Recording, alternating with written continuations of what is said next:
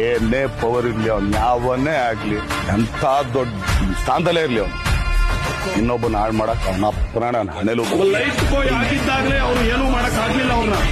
ಇವತ್ತು ಅಳ್ಳಾಡ್ಸಕ್ಕಾಗತ್ತೆ ಸರ್ ಅವ್ರನ್ನ. ಇವತ್ತು ಸಾಮ್ರಾಜ್ಯ ಕಟ್ಬಿಟ್ಟಿದ್ದಾರೆ ಅವರು.